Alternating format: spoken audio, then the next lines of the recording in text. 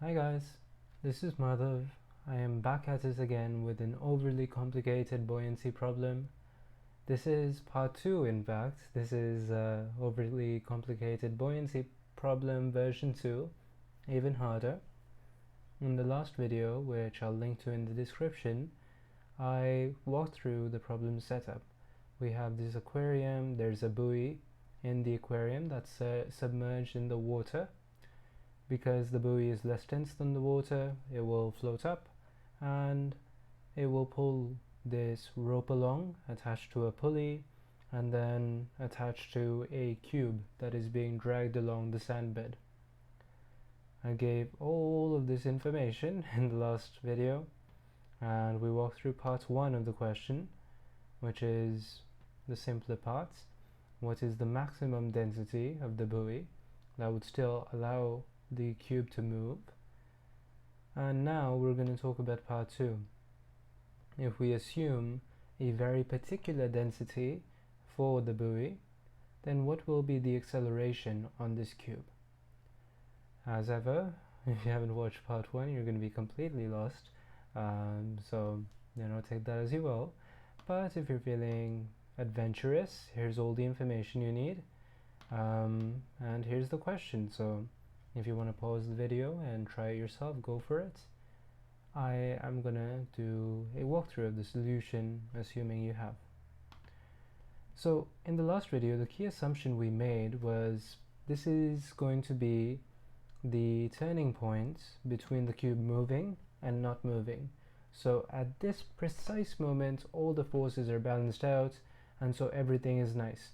Now the pulley isn't rotating, these forces, they all cancel out, and we use that to make very nice, convenient equations.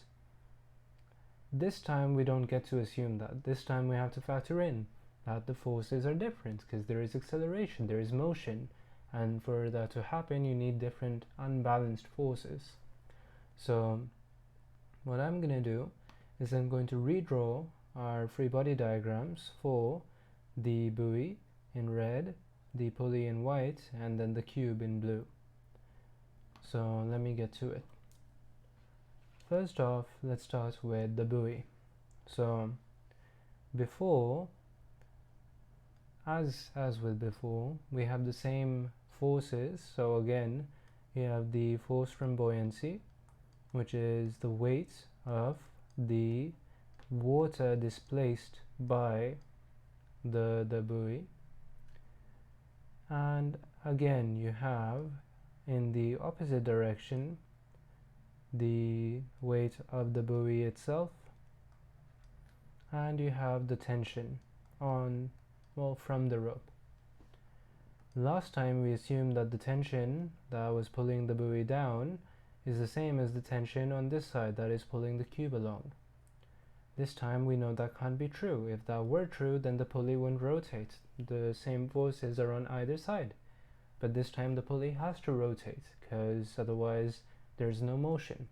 So we know that this time we have a tension 1 here on the bottom, but that's not going to be the same as the tension on the cube. So that's our buoy. I'm going to draw a positive axis in the upwards direction. Next we move on to our pulley. It has a tension on this side,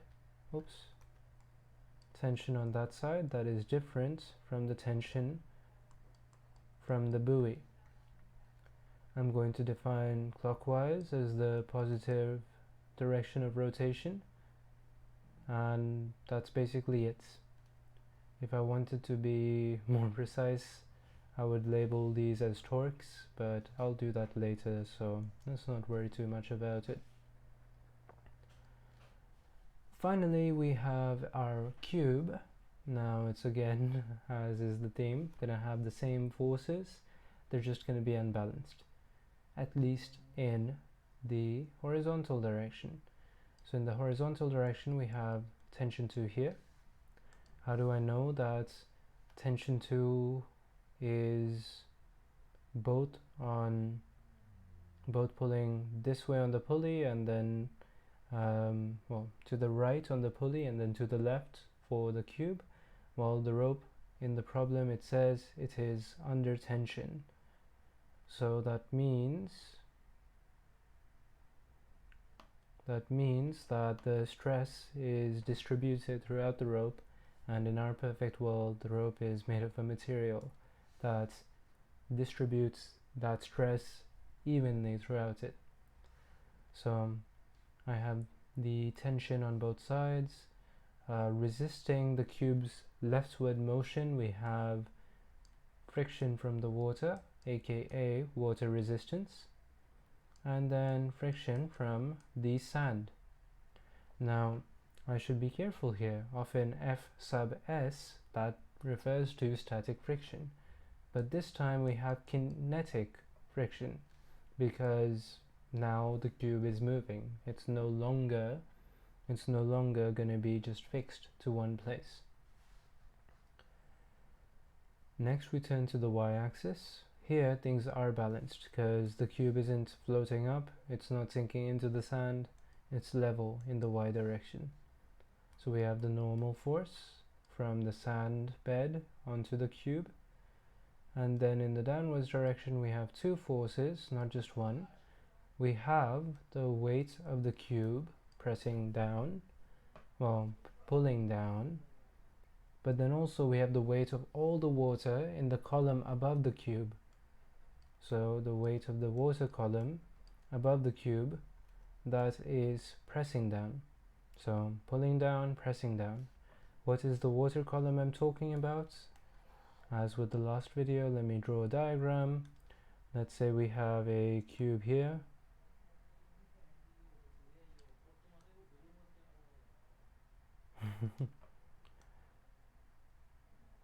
That's close enough. We have a cube here at a very odd angle. The water is somewhere up there. The water column above the cube is all of the water directly above the cube.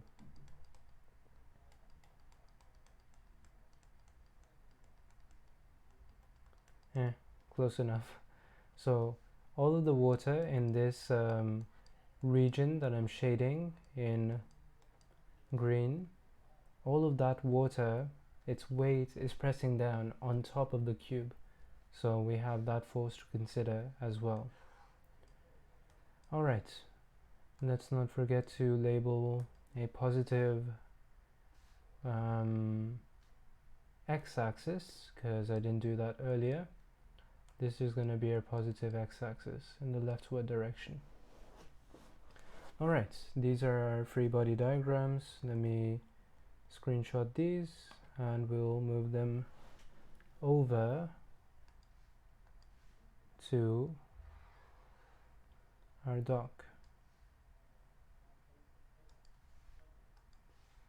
So let's go down. Here's our free body diagram done. Yay, that's part one of the question.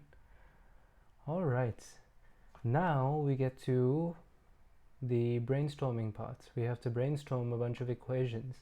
As ever, I'm going to make a table, because if I don't, I get very confused very quickly. And as ever with our table, I'm going to start one object at a time and one axis at a time, just focusing on my little thing so that I have, one part of the page to look at. So the first thing is, let's start with the buoy. This time we have the buoyant force in the positive y-axis, so I'll give it a positive sign in the equation, and then we have these two forces in the negative y-axis, so I'm going to give them negative signs in the equation. So these are our net forces in the positive and negative direction. It's going to lead to our net acceleration, which is going to be the mass of the buoy, and we multiply that by the acceleration of the buoy. Just keep in mind this is a condensed version of Newton's second law. So F net equals the mass of the object times the acceleration. So that's what we have, except I'm just going to expand the next net forces in each of these questions. That is it for the equations for the forces, but we also have to consider that we have, how do I clear the highlighting? We also have to consider that we have these unknowns. What is the mass of the water displaced by the buoy? Well, the mass of the water displaced by the buoy, well, mass of water, it's the density of water, rho W, times the volume of water displaced. But what is the water displaced? Well, if you have a buoy that is, it says 1,000 cubic centimeters, if you have a buoy that is 1,000 cubic centimeters, it is occupying the space that the water would have occupied. So 1,000 cubic centimeters of water are being displaced. So really we can just write the volume of the buoy instead of the volume of the displaced water. It leads to the same result. Also, we're going to write another equation about, well, we need another equation for the tension because we don't know what that is, but I don't see an obvious way to make that equation right now, so I'm just going to skip it for now and we'll come back to it later.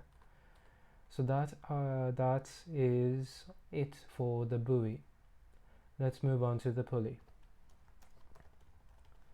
For the pulley, again, we have these forces, but really what we're concerned about for rotation is the torques generated by the forces.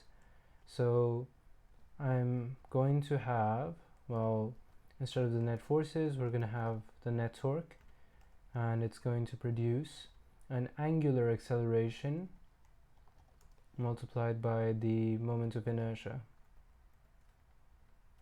So, well, the first thing to say is that this pulley is like assumed to be a flat disk.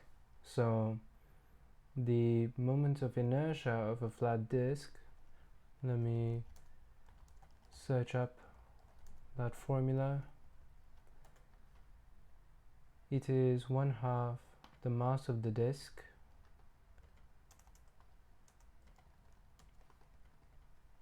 times the radius of the disk squared.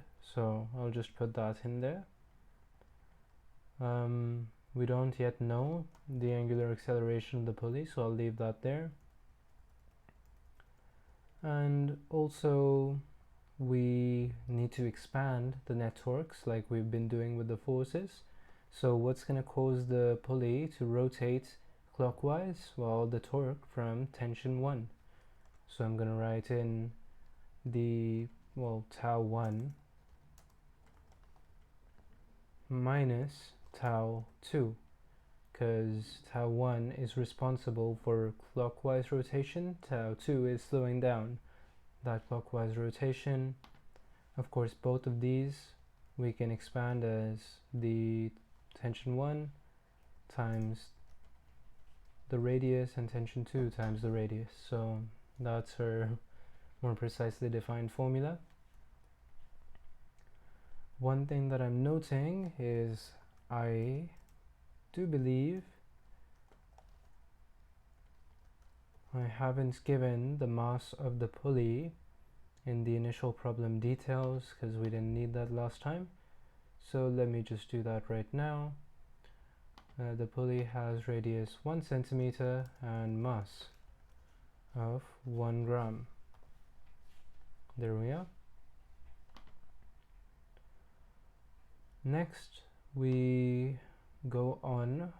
Do we have anything else to write for the pulley? Nope.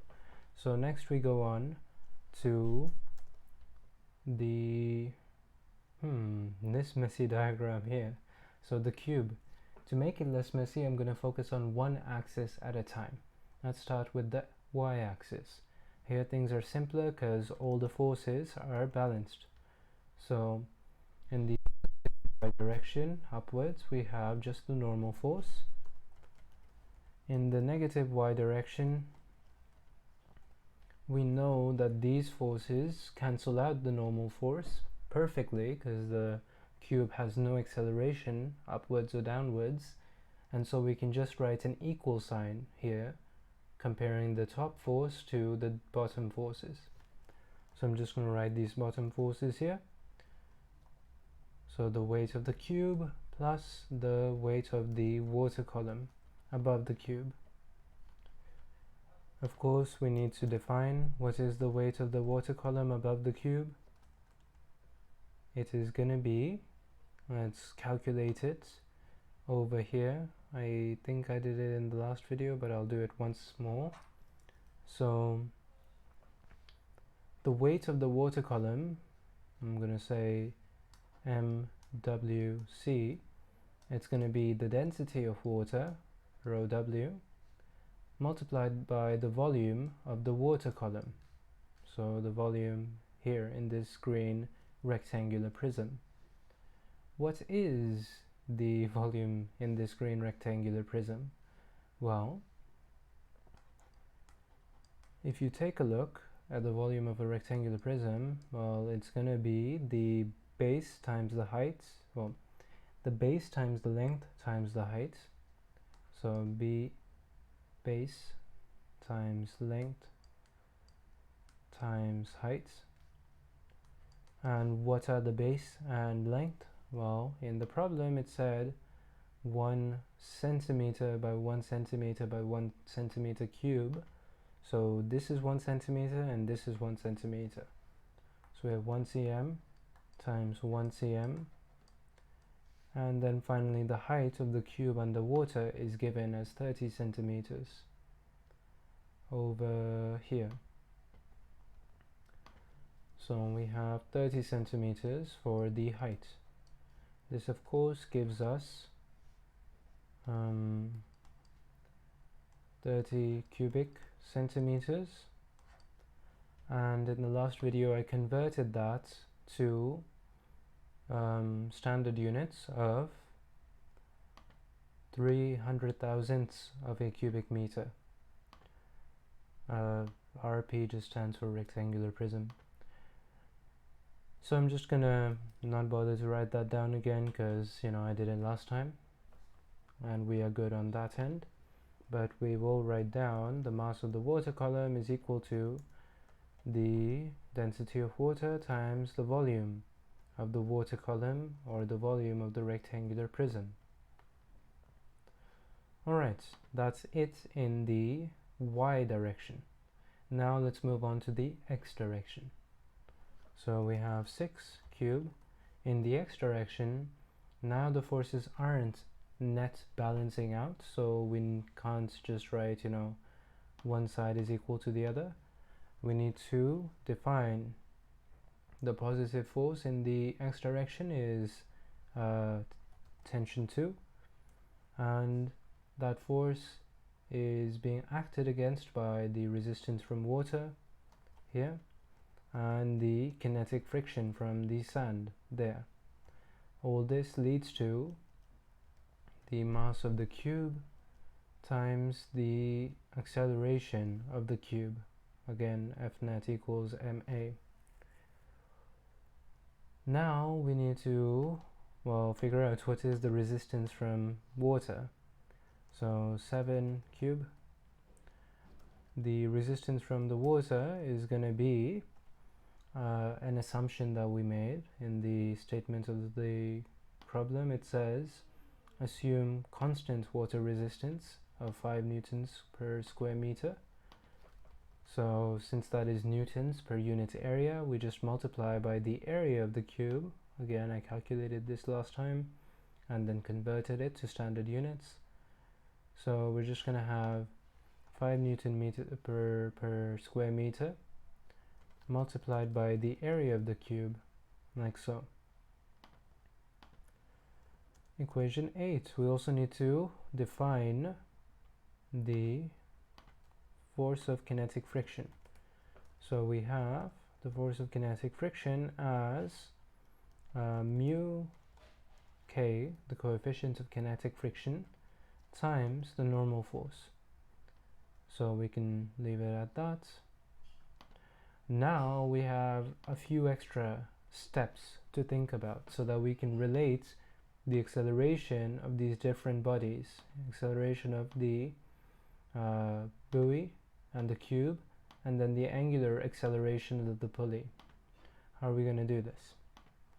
Well, let me just write all.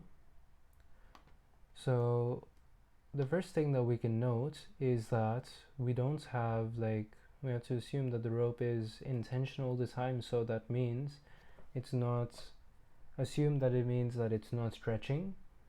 So if the rope isn't stretching, that means if the buoy goes up by a centimeter, then the cube has to go left by a centimeter. So any motion in the buoy gets reflected as a motion in the cube. That means, well, let me define more. Instead of saying it, just the acceleration of the buoy and the cube are the same, let me define that. So if any movement, I'm going to call, let's say delta S, because you know it's delta y for the buoy and then delta x for the cube, so I'm just going to use delta S. So any change in position of the buoy is going to be equal to the change in position of the cube, at least in magnitude. Now again, the reason this is true is because rope in tension and it's not stretchable. So we have this equation already.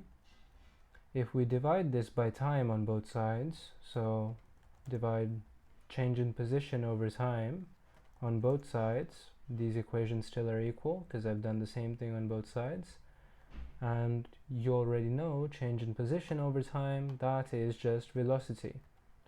So we have the velocity of the buoy is equal to the velocity of the cube. Mind you that I divided by some arbitrary period of time. This is true for all periods of time that you could look at the motion for. That is to say, the velocity of the buoy is always equal to the velocity of the cube. And I can repeat my trick again. Divide by time on both sides again, and velocity divided by time, that is acceleration. So skipping some steps for thoroughness, we have the acceleration of the buoy is equal to the acceleration of the cube. We need one more step. We have to relate these accelerations to the acceleration of the pulley, the angular acceleration of the pulley. Here you might, well, you need geometry basically. You might remember that, let's say, the change in position of the cube, let's do the buoy. The change in position of a buoy, it can be related to the change in position of a point along the pulley's outer diameter. This is a subtle point, but if you're not sure about it, I'd encourage you to look up arc length formula for a circle. What it basically says is we can turn the arc length moved by a point along the pulley into the angle of rotation of the pulley. It's a little bit convoluted, but basically the arc length, change in position of a point along the pulley, is going to be equal to the change in angle of the pulley So you're measuring like, okay, pulley is fully up and down, vertical, and then it rotates. You're measuring that change in angle. So it's equal to that times the radius. Okay, so that means that we can, as we usually do, we can divide this by time and divide the other side by time as well. Now, position over time, that's velocity, and well, angular acceleration over time, well, sorry, the change in angular position over time, that is the angular velocity, omega. Again, you can repeat the same thing, divide by time, divide by time, not the radius, divide by time on both sides again. Now you have the acceleration of a point along the circumference of the pulley, and over here you have the angular acceleration of the pulley. So you have a relationship between the angular acceleration of the pulley and the acceleration of a point along the pulley. Note, however, that, well, for every point on the pulley there's a rope attached to it. So whatever that acceleration is of the pulley, that point along the pulley's circumference is the same as the acceleration of the rope attached to that point along the pulley circumference, and the rope, it's attached to the buoy and the cube. So the acceleration of the pulley is equal to the acceleration of the rope is equal to the acceleration of the buoy. So I'm just going to write over here, acceleration of the pulley is equal to the acceleration of the buoy, which of course is equal to the acceleration of the cube in this case. Let me write an AP over there just to be consistent with the notation I used. And now with all of these equations we're finally ready. We are ready to solve. So as you can see, longer, harder problem because you need to understand, longer, harder problem because you need to understand rotational dynamics a little bit more, and this still is in the hardest version of the problem because here all of these quantities are equal. If you want an even harder variant, I will mention that at the end, where all of these quantities are not equal. So if you want to torment yourself in that way, I don't know, you do you. I'm just going to solve these equations that we have right now. So as I did last time, I'm going to color code the equations so that they're easier to follow along with. You see these equations for the buoy. I'm going to highlight them in the same color. The pulley has its own equation, it's special, so that gets a highlight. We have equations for the y-axis of the cube, so those get a highlight. We also have some equations for the x-axis of a cube, so those get a highlight. And finally we have some equations for the entire thing, so those also get a highlight. Many highlights. I'm going to focus on each color separately and basically just plug in variables until I have the same amount of unknowns as the equations so that I can solve. So the first thing is I'm going to copy over this equation in green, and I'm going to substitute in the other green equation into it. So where I had the mass of the water displaced, I'm going to put in the formula that we derived for the mass of the water displaced. 2 into 1, and that becomes, let's plug this in from down here, that becomes like so. While I'm at it, I'm going to move on to the I guess we might get it over with. I'm gonna move on to the pulley. It's not so straightforward. It's a more complex equation, but it's approachable. What do I want to replace here? Well, I first off want to replace this angular acceleration with the formula that we just derived. It's the same as well, this divided by the radius. That's going to isolate for the angular acceleration. So I'm going to make that substitution.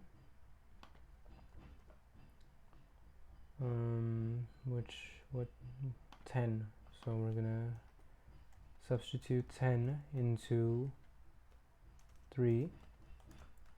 Let me do so. Oops. So instead of this, I'm going to divide. Let me cut out this middle term so that it's less confusing. So get rid of that. I'm going to divide by the radius on both sides, and then I'm left alone with this on the right, and then the acceleration of the buoy divided by the radius on the left is going to be substituted here. So we're going to have the acceleration of the buoy divided by the radius. As you can see, we have a radius squared over here, and that will cancel out with this divided by the radius part. So we have this cancelling out, and we get rid of the denominator, so we can just bring that over here. Alright, I will do some more work on this in very soon. Basically, I'll want to get rid of these tension terms. Next, let's move on to the cube in the y direction. So what am I going to do? I'm going to just substitute this in here. Not too bad. Let me just do that. So substitute 5 into 4. And what do we get? Take this yonder and put it down here. The mass of the water column is now more precisely defined. Moving on to the red equations, we substitute.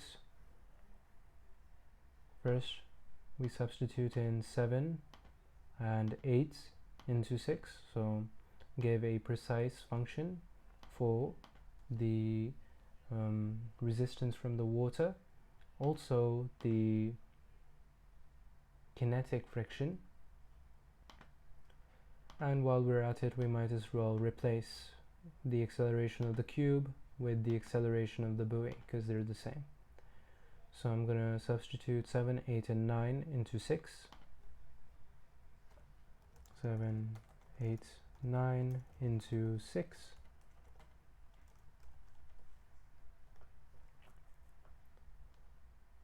Put this thing here. Put that thing there, and put this thing here.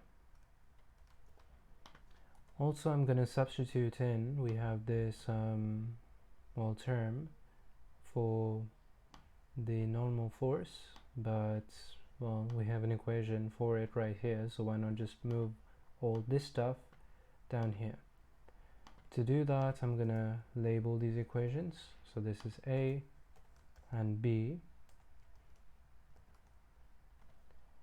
and C and D. So we're going to put C into D. Let's copy this stuff and take all this, replace the normal force with it, like so. Alright, what else can we do? Well, what I'm gonna do here is, I see I have a tension 2 in this equation that I don't like. I'm going to isolate this equation for tension 2 so that I can put it up here. So isolate for tension 2. It's a pretty simple isolation in this case. We just, take all these things that are being subtracted and add them on both sides. So when I add this term on both sides, cancels out on the left, gets added to the right. Add this term on both sides, cancels out on the left, gets added on the right, like so. I'm going to label this E, and I'm going to substitute E into B, this equation here. As you can see, we have a nice big mess. It says buoyancy hard mode for a reason, so you're welcome, I guess. Let me take this here and then take all of this stuff, very nice, all of this stuff, it goes into replacing T2. Yep, nothing confusing about this at all. Finally, what I'm going to do is, you see I have a radius in this term, and I have a radius in this term, and I have a radius in this term, so I'm going to divide on all sides by the radius. Why I'm doing this, I'm trying to isolate for tension 1 so that I can substitute it in equation A. So I'm going to divide by the radius on all sides. Divide by the radius, it cancels out with this multiplication. Same thing here, it cancels out with this multiplication. Let me get rid of the extra brackets, and also make sure that I distribute the negative sign. So this gets turned into a minus, this gets turned into a minus, and there you have a minus lying around. Alright, also we divide by the radius on this side. Okay, and we're going to continue to isolate for tension 1.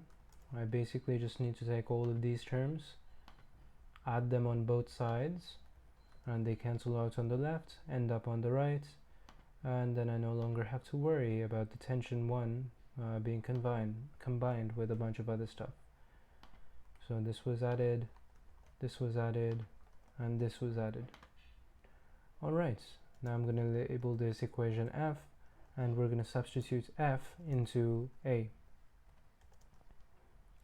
So we take this equation over here, like so, and then we substitute in all of this mess, delightful. We substitute it in for tension 1. So we're going to do that. This is fine. So let me just distribute our negative. So get rid of that, get rid of that, get rid of this, and the negative has been distributed. Now finally I can answer the question I was looking for. What is going to be the acceleration of the buoy or the cube at the moment that the balloon is, the buoy is let go? Alright, just for, thoroughness, because it said acceleration of the cube, I'm just going to replace all the acceleration of the buoys with acceleration of the cube. It makes no difference though, they're the same thing. And we are done. So now we just need to isolate for the acceleration of the cube, and we will be done. So what am I going to do? I'm going to get all of the acceleration on the cube terms on the right. So where do I have an acceleration of the cube? I have one here. So add that term on both sides, cancels out on the left, gets added to the right. Again here, add this term on both sides, cancels out on left, gets added to right. and that's it. All of this stuff doesn't have an acceleration of the cube term in it. This is the area of the cube, not the acceleration. Okay, next we're going to continue our work to isolate. How are we going to do it? We are going to factor out the acceleration of the cube in all these terms. Why? Because it will let us divide all the extra redundant stuff that we don't need in the next step. So you can see here the acceleration of the cube has been factored out. I'm going to, just for neatness sake, divide on both sides by this term so that this multiplication cancels out and we're left with the acceleration of the cube by itself. For that we're going to have a really ugly fraction, so get ready for this. We have a fraction where this is the numerator up top, and we divided by all of this mess on the bottom. And for neatness, I'm just going to flip the equation around so that the acceleration of the cube is on the left.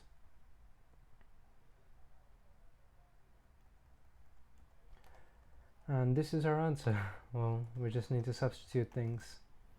I'm not going to substitute here because that would be quite a mess. Instead, I'm going to get Desmos open and check what the answer is. So let's substitute in all of this stuff. So the acceleration of the cube is going to be equal to, let's make a fraction, the density of water, that's 997, times the volume of the buoy. What did we calculate it as in standard units? 1/1000th of a cubic meter, so 1/1000, times the gravitational constant minus the mass of the buoy, which was, what was it? We replaced the mass of the buoy with the density of the buoy times the volume of the buoy. Alright, so what's the density of the buoy? In the question it was given to us as 200 kilograms per cubic meter, so that's the density, and then we multiply that by the volume of the buoy, which we calculated as 1,000th of a cubic meter last time. Alright, what's next?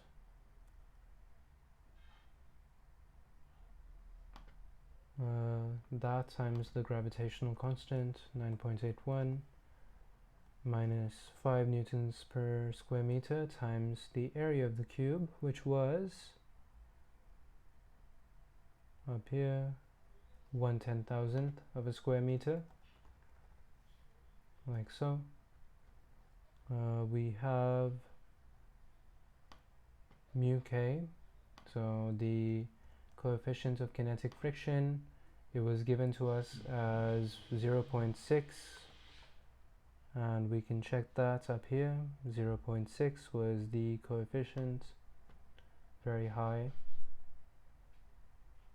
We have next the mass of the cube times 9.81, the gravitational constant.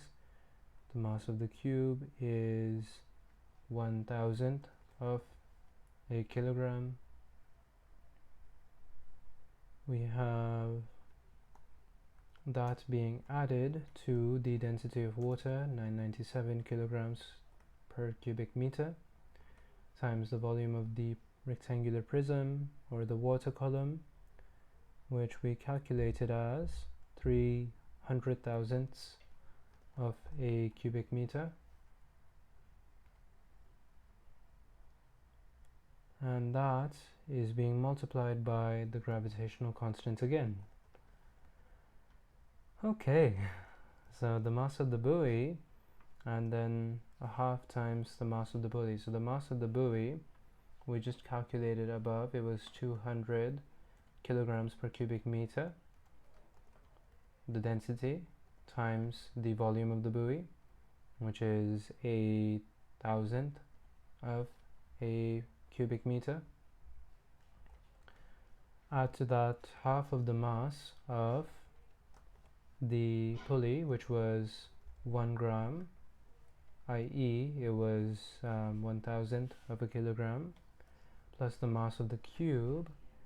What was the mass of the cube? Let's check. It was 1,000th of a kilogram also. And so we get that the acceleration is 37.9 meters per second squared. Acceleration of the cube is 37.9 meters per second squared. This is quite large, and the reason it's this large is that we have a very unfair assumption that the water resistance is constant at 5 newtons per square meter. It would be much larger than that if we had such high acceleration sustained for any period of time. We also should do a dimensional analysis like we did last time. So just substitute in the units and make sure that the units on the left hand side of the equation are the same as the right hand side. On the left hand side, we expect meters per second squared as the unit of acceleration. This is kilograms per cubic meter. That's a density value being multiplied by cubic meters, a volume. We have the gravitational constant, which is in units of acceleration, again kilograms per cubic meter. For another density constant, we have a volume here, so cubic meters. We have acceleration units for the gravitational constant. This is in newtons per square meter. This is in square meters. We have a unitless ratio for the coefficient of kinetic friction. Over here, meters per second squared for the gravitational constant again. It's being multiplied by a mass, so that's in kilograms. Over here we have kilograms per cubic meter being multiplied by a volume, so that's in cubic meters, times the gravitational constant again, meters per second squared. Here we have kilograms per cubic meter multiplied by the volume, so that's in cubic meters. 1/2, it doesn't matter, it's a unitless ratio. This is in kilograms. This over here is also in kilograms. So let's just check that all the units line up. These two, per meters cubed and meters cubed, cancel out. We have kilogram meters per second squared, which is newtons, but I'll leave it in its raw form for now. Here you have the exact same thing, cancel out, kilograms meter per second squared. This meter squared and per meter squared cancel out, so you're left with newtons. As I said, that's just kilogram meters per second squared, so I'm just gonna write it as that for consistency. Again here, kilograms times meters per second squared,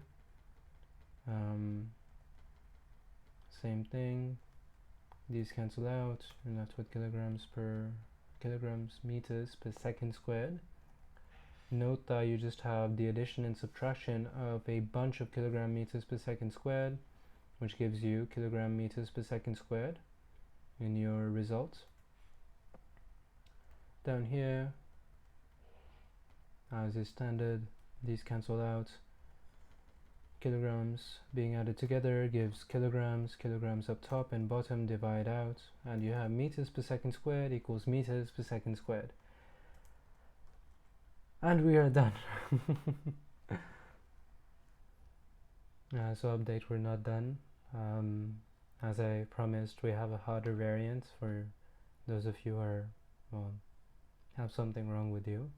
The harder variant is what happens when you don't have just a simple fixed pulley, where you have these simple equations where everything works out to be equal.